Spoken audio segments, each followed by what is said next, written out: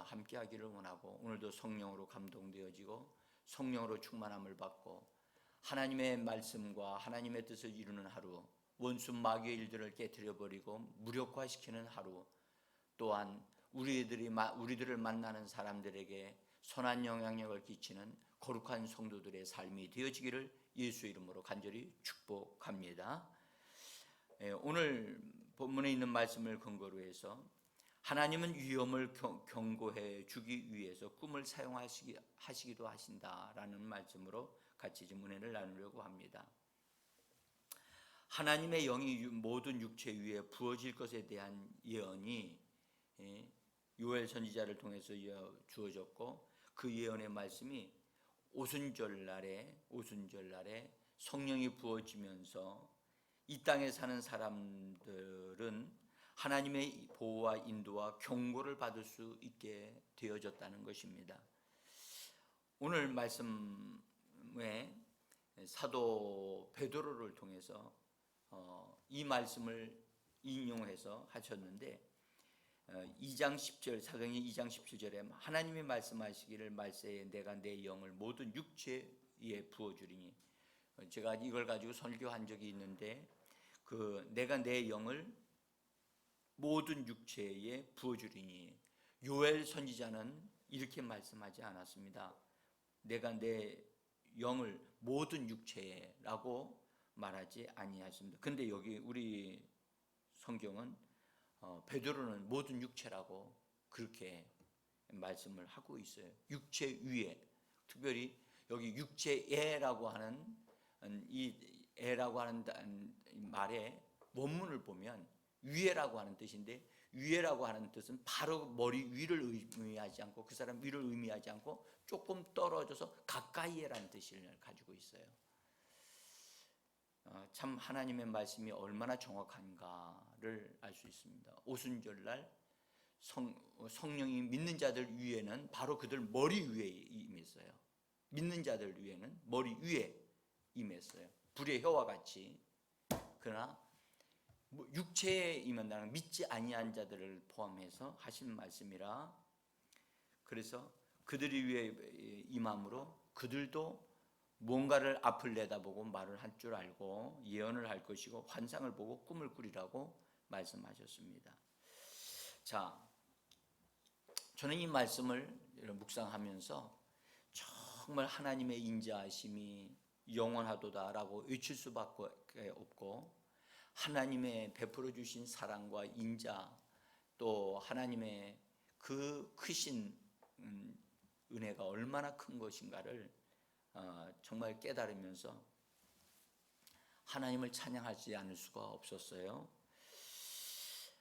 여러분, 믿지 아니하는 사람들 위에도 이처럼 베풀어 주신다고 한다면, 예수를 믿고 거듭난 우리들에게 하나님께 꿈과 환상을 통해서 보이지 않는 어려움이나 위험에 대해서, 또 그들의 앞날에 대해서 분명하게 경고하여 알려주신다고 하는 것은 분명하게 믿는 자들에게는 더 확실하다는 사실입니다. 저는 이 말씀이 정말 오늘 이 시대에 우리 성도들이 꼭 반드시 믿어야만 이 역사가 일어나기 때문에 이것을 믿게 되어지기를 원해요. 저는 남달리 그 시골촌 사람으로서 촌에서 태어나서 초등학교를 나와가지고 서울에 올라와가지고 서울에서도 그 산동네에서 살면서 정말 힘들게 어렵게 살았지만, 그래도 예배에 드려야 한다는 것을 전도를 받은 다음에 그 다음에 이제 같이 예배 드리기 시작을 하게 됐는데, 제가 교회 가서 예배 드리면서 정말 좋은 곳이로구나, 편안하구나, 그런 것을 깨달았고, 예배 드리는 가운데 환상을 보는 일들이 몇 번 있었어요. 꿈도 꾸기도 하고. 그래서 남달리 이런 부분에 하나님이 저에게도 은혜를 베풀어 주셨다라는 사실을 고백하지 않을 수가 없습니다. 근데 우리가 분명한 것은, 이제 여러분들 하나님의 말씀 위에 우리 자신을 세워야만 합니다. 그래서 하나님이 이렇게 말씀해 주셨기 때문에 모든 육체에다 부어주신다. 그 말씀뿐만 아니라 그 다음에 이런 말씀하셨죠. 그때 내가 내 영을 내 남종과 여종들에게 부어주리니 그들이 예언할 것이다 라고 오늘 18절에서 말씀을 하셨습니다. 우리는 앞에 있는 육체 위에 부어지는다는 말씀뿐만 아니라 그 뒤에 있는 내 종들에게, 내 남종과 여종들에게 내 영을 부어줄 것이라고 하시는 이 말씀이 우리에게 이루어졌다는 사실을 믿음으로 고백하셔야만 합니다. 그러면 이 고백을 하게 되어지면 이루어진 역사에 이루어진 사건이지만 그것이 바로 나에게 이루어지는 사건으로 그것이 이루어지기 시작합니다. 여러분, 예수님이 이루어 놓으신 것은 그건 분명히 역사적인 사건이에요. 그리고 그것은 예수님이 담당하신 모든 것은 하늘 법정에서도 인정하시는 바예요. 그렇기 때문에 우리는 그것이 그렇게 분명하고 확실하게 이루어졌다 할지라도 바로 나에게 적용되어지고 나에게 체험되어지게 하시는 그것은요, 여러분들 우리가 그것에 대한 말씀을 알고 그것을 고백할 때 그것이 합법적으로 우리의 유산이 되어지고 내 것이 되어질 수 있는 것입니다. 그래서 이 말씀을 정말로 여러분들이 입술로 고백하고, 주님, 말씀대로 내게 이루어졌습니다. 말씀대로 내게 하나님은 하나님의 영으로 꿈을 주시고 환상을 주시고 장래의 일들을 말하는 역사가 하나님 나의 삶을 통해 일어나는 것은 이것은 당연한 것입니다. 우리가 그렇게 고백할 수 있는 그런 믿음의 사람, 말씀의 사람이 되어지기를 원하면서 정말 간절히 바랍니다. 하나님께서 우리 앞에 놓여 있는 어려움이나 또 위험에 대해서 하나님은 경고로서 우리에게 미리 알려주신다는 거예요. 알려주신다. 욥기서 33장 16절에 보면 제가 여기 기록해 놨습니다. 이렇게 말씀합니다. 그가 사람의 귀를 여시고 경고로서 두렵게 하시니, 이 말씀 귀를 여시고 그 다음에 그 킹제임스 성경 번역은 인치듯이야 이렇게 해가지고 인치듯이 확정하셨느니라고 그렇게 번역을 하셨습니다. 그런데 경고로서 두렵게 하시니, 이 말씀도 번역이 우리로 하여금 우리의 영이 뭔가를 느끼게 하는 번역이라고 저는 생각이 듭니다. 경고하신다는 것, 정말 이거 정말 여러분들 경고는 좋은 것이기도 합니다. 미리 알려주고 주의하게 하는 것이기 때문에, 그래서 그런 어려운 일들이 생기지 아니하도록, 또 생겨난다 할지라도 그것에 대해서 피할 길을 예비할 수 있는 기회가 되어지기 때문에 우리에게 유익한 것이라고 저는 믿습니다. 자, 우리가 먼저 마태복음에 나오는 하늘의 그 별을 보고 이 땅에 특별한 왕이 태어났다는 사실을 알게 된 박사들이 아기로 태어난 이 특별한 왕에게 우리 가서 경배합시다 해가지고 예물을 준비해가지고 별의 인도를 받아서 예루살렘까지 오고, 그 다음에 결국 베들레헴까지 가서 아기 예수님께 보배함을 열어서 경배하면서 그분이 이 특별한 왕으로 이 땅에 태어나신 분이라는 사실을 이방인들이 먼저 알았다는 사실이 참 놀랍지 않습니까? 하나님이 택하신 이스라엘 백성들 가운데 별의 인도를 받거나 천사를 통해서 이렇게 받아가지고 가서 경배했다고 하는 사실, 그런 내용이 없거든요. 목동들 중에 어떤 사람 일부가 천사들이 나타나 찬양하면서 하는 말씀을 듣고 갔다 온 적은 있습니다만은 별의 인도를 받아서 이렇게 온 사람 이방인이었습니다. 그리고 그렇게 경배를 다 한 후에 그들이 거기서 이제 유숙하면서 잠을 자다가 꿈을 꾸었습니다. 마태복음 2장 마태복음 2장에 있는 말씀인데요. 2장 12절이 됩니까? 거기 보면 이렇게 되어 있습니다. 그들은 꿈에 헤롯에게로 돌아가지 말라 지시하심을 받아 다른 길로 고국에 돌아가니라.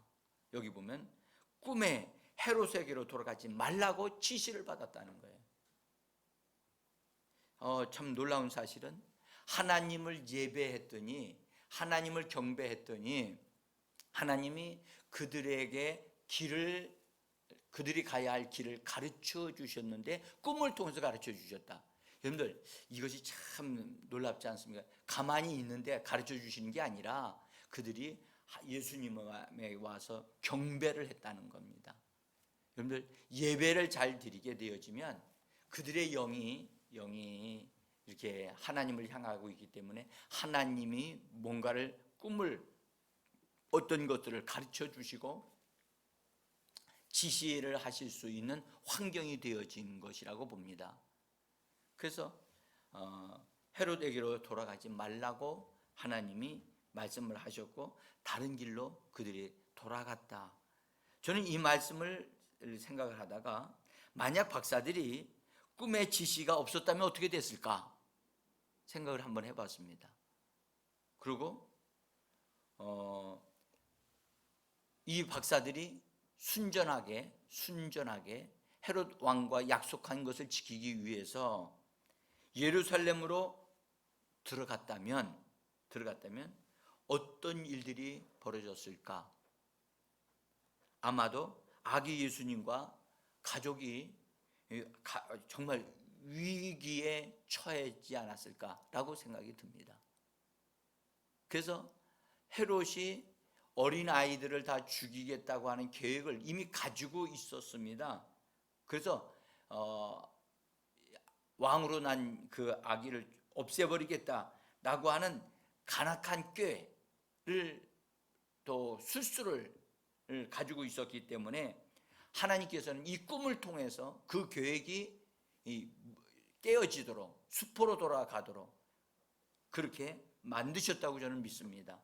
여러분들, 성경에 이런 말씀이 있습니다. 하나님의 아들이 나타나신 것은 마귀의 일을 멸하라 함이라. 여러분들, 하나님께서 꿈을 통해서 마귀의 계획들이 무효화되어져 버리도록 수포로 돌아가 버리도록 하시는 것이 하나님의 계획이었다는 거죠. 그래서 하나님은 그것을 꿈을 통해서라도 하나님이 역사하신다는 것을 우리가 볼 수가 있는 것입니다.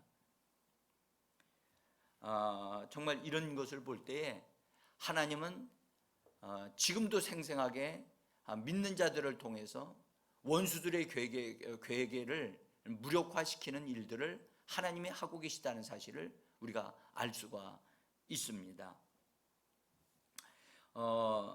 빌라도 총독의 부인 되신 분에 대해서 우리는 잘 알지는 못하지만 성경은 잠깐 등장하게 해주시는데 빌라도가 예수님을 재판을 하는 그 과정 속에 이 여인이 집에서 꿈을 꿉니다. 꿈을 꾸는데 이 꿈이 너무 신기해가지고 놀라워가지고 꿈에 대한 것을 기록을 해가지고 사람을 보내어서 총독에게 알려주는 일을 하는 것을 성경은 말씀하고 있습니다. 여기 마태복음 27장 19절인데요. 우리 한번 읽어보겠습니다. 총독이 재판석에 앉았을 때에 그의 아내가 사람을 보내어 이르되 저 옳은 사람에게 아무 상관도 하지 마옵소서. 오늘 꿈에 내가 이 사람으로 인하여 애를 많이 태웠나이다. 우리 성경 번역은 그렇게 되어 있습니다. 그런데 메시지 번역 성경을 조금 참고할 필요가 있습니다. 한번 읽어봅니다. 재판이 아직 진행 중일 때 빌라도의 아내가 말을 전해왔다. 이 고귀한 사람을 재판하는 일에 상관하지 마세요. 내가 그 사람 꿈으로 밤새 뒤숭숭했습니다. 이 뒤숭숭했다는 번역이 조금 그렇습니다만은 어쨌든 앞부분에서 재판하는 일에 상관하지 마세요. 내가 그 사람 꿈으로 뭔가를 그 사람에 대한 것을 보았고 알았다는 거지요. 분명한 것은 그 사람을 재판하지 마세요라고 하는 이 말을 빌라도가 받고 여러분들 이 말씀이 나온 다음에 빌라도의 태도를 여러분들 성경을 한번 보시면 압니다. 그가요 예수님에 대해서 죄 없는 분이라는 사실에 대해서 끝까지 죄 없는 분이라는 사실을 말하면서 자기가 거기에 속해 그분을 심판하는 재판하는데 또 사형 언도를 내리는데 이건 내 죄가 아니다. 나로 인해서 아니다. 할 수만 있으면 벗어나려고 하는 그런 모습을 보실 수 있을 겁니다. 그것은 그냥 되어진 게 아니라 자기가 보기에도 분명히 그 병사들을 통해서 이미 예수가 죄 없는 분이라는 것을 보고를 받았고 그 빌라도 보고서에 의하면 그 가이사에게 보내는 그 보고서에 의하면 예수님이 죄 없는 분이었다는 사실을 증거하는데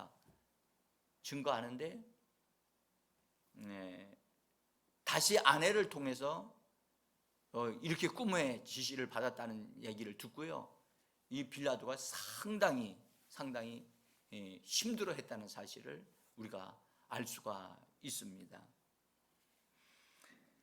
자, 사랑하는 성도 여러분, 우리가 여기서 하나님은 예수님이 죽으심에 여기 십자가의 길로 가는데 꿈도 이렇게 쓰임을 받았다는 사실을 우리가 알면서 하나님은 이 빌라도 부인이 예수를 믿었는지 안 믿었는지 우리는 알 수가 없습니다. 그러나 분명한 것은 그 꿈을 통해서 예수님이 귀한 분이고 선한 분이고 옳은 분이라는 사실에 대해서 이분이 깨닫게 되어지는 계기가 됐다고 저는 봅니다. 여러분, 하나님은 꿈을 통해서 분명하게 모든 것을 알게 하실 수 있는 분이십니다. 단지 사람들이 하나님이 알려주시는 것에 대해서 어떻게 반응하느냐가 그들의 삶의 방향이 결정되어진다는 거예요. 여러분들, 우리에게도 역시 동일합니다. 하나님은 미리 경고해 주십니다. 알려주십니다. 그러나 우리가 그것을 어떻게 바르게 해석하고 바르게 적용하느냐는 것은 우리에게 달려 있습니다. 오늘도 하나님이 우리에게 어떤 것을 주실 것입니다.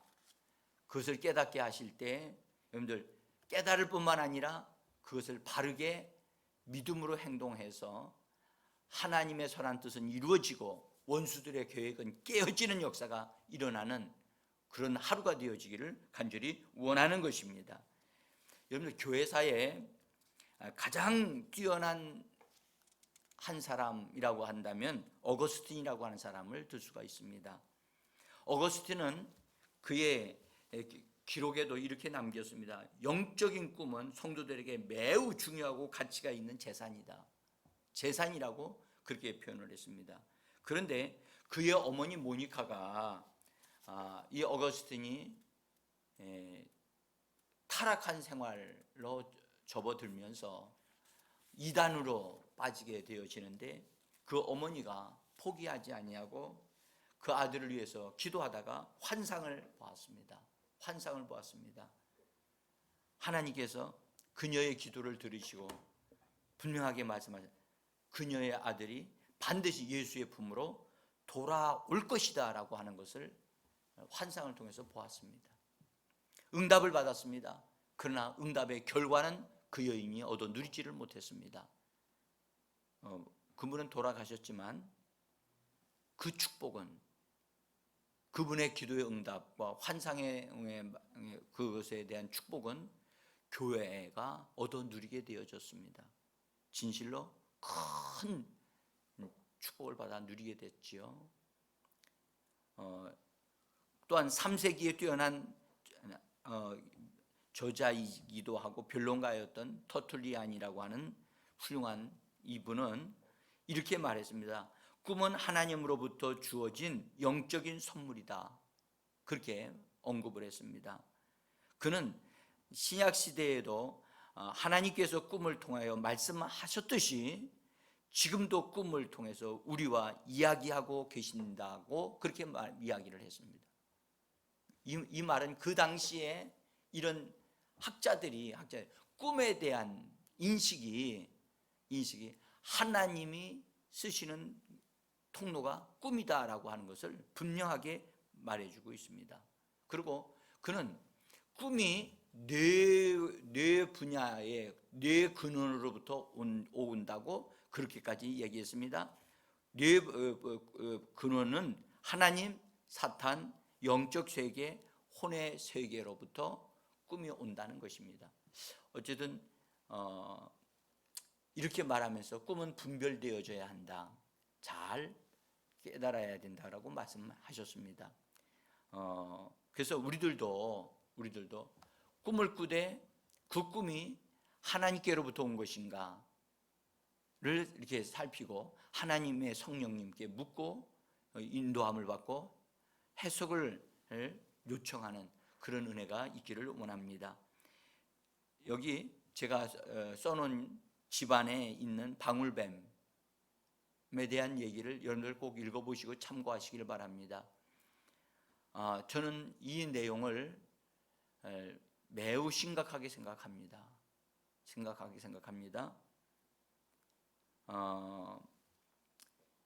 여러분들, 제가 올해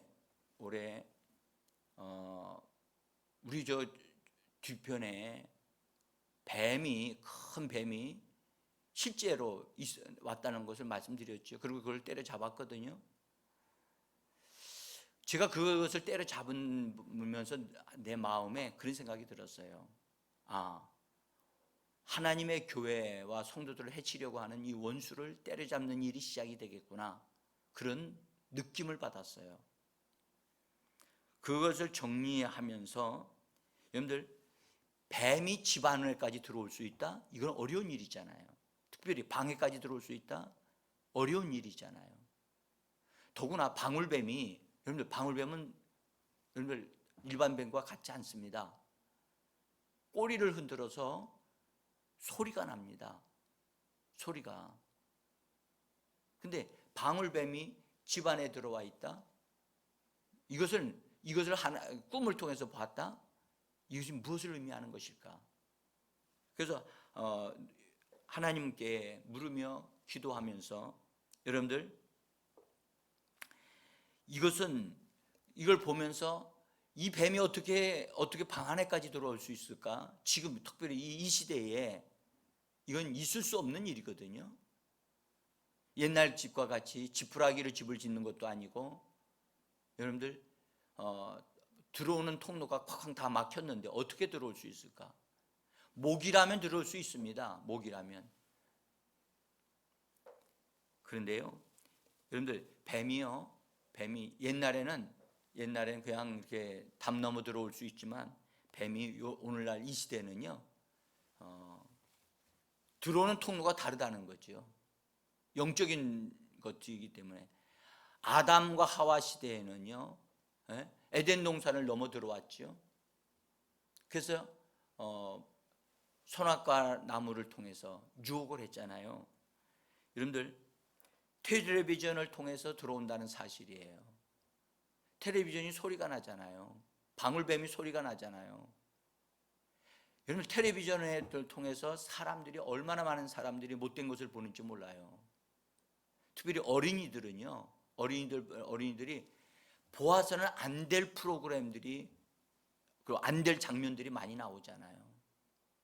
그걸 통해서 잘못된 것이 딱 이렇게 들어와서 잘못된 생각을 하게 되고 잘못된 행동을 하게 된다고요.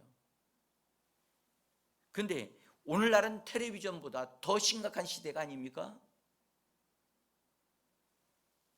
여러분들, 컴퓨터 나왔죠? 컴퓨터에도 다양하게 컴퓨터 나왔어요. 태블릿 PC도 나왔고 여러 가지로 또 다른 거 나왔죠. 이제 스마트폰이 나왔어요. 스마트폰이 나와가지고 아이들 손에 모든 어디든지 들어가 볼 수 있는 모든 것이 다 들어와서 아이들 손에 들어 있어요.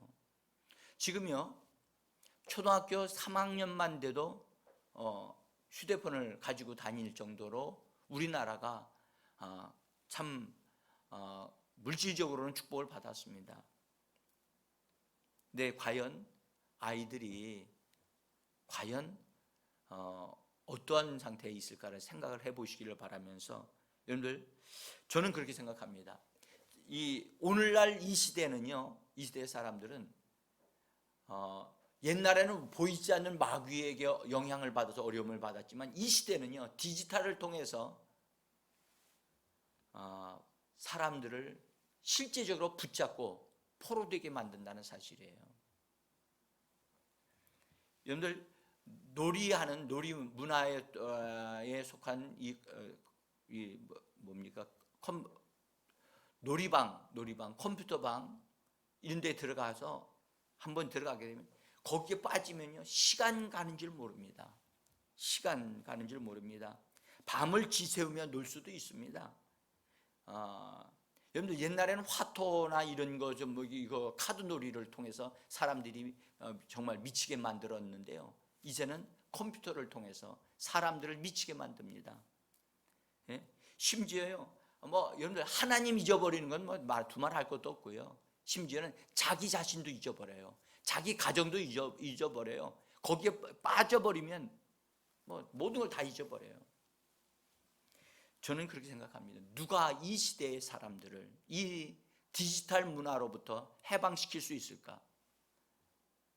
어떤 하나님의 일꾼이 이런 일을 할 수 있을까? 여러분들 아무리 사람의 힘으로 이걸 이길 수가 없어요. 휴대폰의 유혹이 얼마나 큰지. 여러분들 하나님의 가장 능력으로 역사하시는 능력이 사람에게 임하여 정말 강력한 역사라. 우리 젊은 학생들이 휴대폰을 다 내려놓고 하나님을 향하여 손을 들고 예배할 수 있는 그러한 놀라운 은혜가 이 시대에 필요합니다. 그런 은혜를 베푸는 그 역사를 이룰 수 있는 종이 나와야만 합니다. 저는 그렇게 봅니다. 여러분 기도해 주시길 바랍니다. 이 디지털 문화에서 해방시킬 하나님의 일꾼들, 우리 교회를 통해서 그런 일꾼들이 나왔으면 좋겠습니다. 기도하겠습니다.